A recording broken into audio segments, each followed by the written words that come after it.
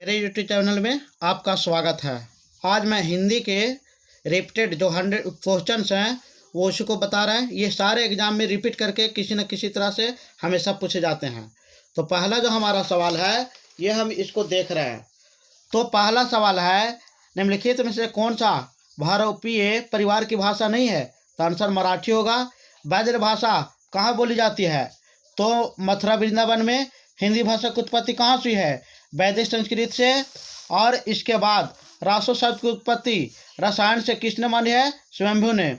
सिंधी भाषा का विकास किस अभ्यारण से हुआ है? तो वाचाड से। निम्नलिखित भाषाओं में से आरोही क्रम में संयोजित करें। तो इसका आंसर होगा बी वाला, संस्कृत पाली प्रकृत भ्रांश। देवनागरी लिपि में स्वर के वर्णों की संख्या कितना है? 11। इसमें से पश्चिमी हिंदी की बोली कौन सी नहीं है? बघेली। अब इसके बाद जो सवाल आ गया, हिंदी का प्रथम महाकाव्य क्या है? पंद्रवत। अलग खंड को किसने लिखा है? जैनिक। इनमें से कौन सी राजस्थानी की बोली नहीं है? बुंदेली। अब इसके बाद जो है सवाल नंबर 13 आता है। तो सवाल नंबर 13 का रहा कि निम्नलिखित की लिपियों में सम्मिलित करना है। तो इसका आंसर जो हो गया सम्मिलित करने वाला, तो ये जो हमारा आंसर हो गया, इसमें ए का 4 होगा करो, तो इसका बंगारू होगा। बी का 3 होगा करहो, तो अवधि होगा। सी के 5 होगा तो करो, तो वज्र होगा। और डी का 2 होगा भोजपुरी होगा। ये हमको याद रखना है, ये हमेशा आता है। अब इसके बाद जो है सवाल नंबर 14। तो सवाल नंबर 14 को सम्मिलित करना है। तो 14 का जो है इसका आंसर होगा ए का 5 हड़ौती का हरियाणा हो जाएगा। और बी का 1 होगा बघेली का उत्तराखंड हो जाएगा। और सी का 2 होगा, तो सी का 2 गढ़वाली का उत्तर प्रदेश हो जाएगा। और डी का 3 हो जाएगा तो कनौजी का राजस्थान हो जाएगा। इसको भी हमको दिमाग में रखना है। तो इसका आंसर ये हो गया। अब इसके बाद कर्म शब्द, तो कर्म शब्द की व्युत्पत्ति की प्रक्रिया से हुई है, तो इसका आंसर तद्भव हो जाएगा। अब इसके बाद स्वाभाविक स्वागत में इन दोनों में शब्दों में कौन सा उपसर्ग है? तो इसमें से है सु और स्वा, ये आंसर हो जाएगा। अब फिर हमको सम्मिलित करना है। तो सम्मिलित करने में दोनों सूची को मिलाना है। तो सम्मिलित करने में मिलाना है, तो इसका आंसर जो हो जाएगा ए का 3 वनवास हो जाएगा बहुब्रीहि समास। और दान पुण्य हो जाएगा, ये दान पुण्य जो हो गया ये हमारा व्यय हो गया।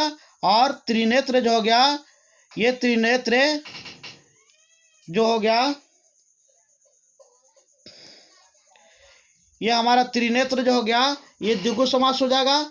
और यथासवित जो हो गया यह अवयवी हो गया। तो सतला को हम एक बार फिर देख लेते हैं। दान पुण्य जो होगा हमारा हाइफन लगा हुआ है, तो ये हमारा द्वंद्व हो जाएगा। और त्रिनेत्र हमारा जो है ये द्विगु समास हो जाएगा। यथाविधि हो गया, अवयवी हो गया। तो इस तरह से हमको मिला लेना है। तो हम लोग 17 का ए जो है, ये 17 को जो है इसको हम लोग मिला लेंगे। अब इसके बाद सवाल नंबर आगे हम देखते हैं। तो अब इसके बाद सवाल नंबर 18। तो 18 हमारा जो कह रहा है, इसमें सवाल कह रहा है कि सम्मिलित करना है। तो सम्मिलित करना है, तो इसको हम लोग देख लेंगे। तो ये गा है कंठ से होता है। तो हम लोग जो कंठ है ऑप्शन नंबर 4 है, तो ए का 4 होगा। इसके बाद हमारा घा जो हो गया ये दंत हो गया, ला हो गया ताल हो गया, और चा हो गया कंठ तालु हो गया, चा जो हो गया तालु हो गया। तो चा जो है ये 3 होगा, डी का 3। तो इस तरह से ये हमारा हो गया। अब इसके बाद हम लोग 19 नंबर देख रहे हैं। तो कह रहे हैं इनमें से कौन सा, 19 नंबर कह रहे हैं इनमें से कौन सा गुण देवनागरी लिपि का नहीं है? तो इनमें से जो देवनागरी लिपि का नहीं है, ये हमारा जो देखना है, इसमें से शब्दों को प्रत्येक ध्वनि का लेखक सम्मिलित कीजिए। तो इसमें से हम लोग देख रहे हैं कि इसका सम्मिलित करना है। तो पश्चिमी हिंदी, तो पश्चिमी हिंदी का जो है ए का 4 होगा। पश्चिमी हिंदी 6 है इसमें संख्या। इसके बाद इसमें है पूर्वी हिंदी का ये 3 है। इसके बाद राजस्थानी का 4 है। और बिहारी हिंदी का 1 है। इसका आंसर ये होगा। अब इसके बाद सवाल नंबर हम 21 देख रहे हैं। कारा परिनिष्ठित अपभ्रंश कोई श्रेणी में आने वाली वीर कथाओं की संख्या क्या है? तो इसका आंसर जो हो गया ये 4 हो जाएगा। कह रहा किस समिति के क्षेत्र में बोली जाने वाली स्थानीय भाषा को क्या कहते हैं? तो इसका आंसर बोली हो जाएगा। भाषा में साहित्य की रचना नहीं होती है। तो ये जो हमारा है बोली में नहीं होती है। इसके बाद सवाल नंबर हम लोग 25 देख रहे हैं। तो 25 का जो हो गया, ये भाषा का अर्थ में उर्दू का प्रयोग होता है। 3 का 755 हो जाएगा। इसमें किस शब्द में उपसर्ग नहीं होता है? तो प्रथम में उपसर्ग नहीं है। कौन सा शब्द है? रुपया अवधि है। तो इसमें जो शब्द रुपया अवधि है यह हमारा जैसा हो जाएगा। ब्रज भाषा का विकास किस अपभ्रंश से हुआ है? तो ब्रज भाषा के अपभ्रंश से हुआ है। तो इसका आंसर सी हो जाएगा, यानी शैर श्रेणी। अब इसके बाद शैर श्रेणी के बाद हम लोग देखते हैं खड़ी बोली का सर्वाधिक उपयुक्त प्राचीन नाम क्या है? तो खड़ी बोली का जो प्राचीन नाम है कौरवी हो जाएगा। ढढ़ानी राजस्थान के किस क्षेत्र में प्रचलित है? तो इसका आंसर जो हो गया ये जयपुर सवाई माधोपुर। इसका आंसर सी हो जाएगा। अब सवाल नंबर 31 देख रहे हैं। कौन सा शब्द स्त्रीलिंग है? तो इसका आंसर अर्गला हो जाएगा। भरतेश्वर बहुबली विलास के रचयिता कौन है? तो इसका आंसर जो हो जाएगा शलभीद्र सूरी हो जाएगा। चर्यापद का रचनाकार कौन है? तो चर्यापदों का रचनाकार नाथ हो जाएगा आंसर। अब इसके बाद देख रहे हैं देवनागरी का प्रयोग किस भाषा के लिखने के लिए नहीं किया जाता है? तो देवनागरी का प्रयोग जो है यह सिंधी भाषा लिखने में नहीं किया जाता है। पूर्वी हिंदी का विकास इनमें से किस अपभ्रंश से प्राप्त से हुआ है? तो पूर्वी हिंदी का विकास जो है इसमें से जो हुआ अर्धमागी से हुआ है। इसका आंसर अर्धमागी होगा। कौन सा क्षेत्र छत्तीसगढ़ी बोली का नहीं है? तो इनमें से जो छत्तीस बोली का है ललितपुर नहीं है। मिश्र बंधुओं के अनुसार ब्रज भाषा के हिंदी कविता का प्रयोग किसने किया है? तो हिंदी कविता का जो प्रयोग है ये सांगधर बी वाला आंसर हो जाएगा। इस तरह से आप 37 के बाद हम लोग 38 सवाल देख रहे हैं। तो 38 सवाल जो नंबर है उसमें रॉलवेल किसकी कृति है? ये रोड़ा का हो जाएगा। पश्चिमी हिंदी का संबंध किस अपभ्रंश से माना जाता है? तो पश्चिमी किस हिंदी का संबंध जो है यह शैर श्रेणी से माना जाता है। अपभ्रंश भाषा का समय इनमें से क्या है? तो अपभ्रंश भाषा का समय जो है ये 500 ईस्वी पूर्व से 1000 ईस्वी तक है। अब इसके बाद हम लोग देख रहे हैं किसी समिति के क्षेत्र में बोली जाने वाली स्थानीय भाषा को क्या कहते हैं? तो बोली। ये रिपीटेड क्वेश्चन हो रहा है। किसी भाषा में साहित्य की रचना नहीं होती है तो बोली में नहीं होती है। इसका आंसर ये हो जाएगा। नीचे लिखी में से कौन सा भाषा बोली है? तो इसका आंसर जो हो जाएगा ये छत्तीसगढ़ी हो जाएगा। कौन सी भाषा की उत्पत्ति माघी अपभ्रंश से नहीं मानी जाती है? तो इसका आंसर जो होगा पंजाबी बी हो जाएगा। अब इसके बाद उर्दू शब्द की भाषा किस भाषा से लिखा गया है? ये तुर्की भाषा। ये याद रखना इंपॉर्टेंट है। अब इसके बाद हम लोग देखते हैं कि किस भाषा में साहित्य की रचना नहीं होती है? तो बोली में साहित्य की रचना नहीं होती है।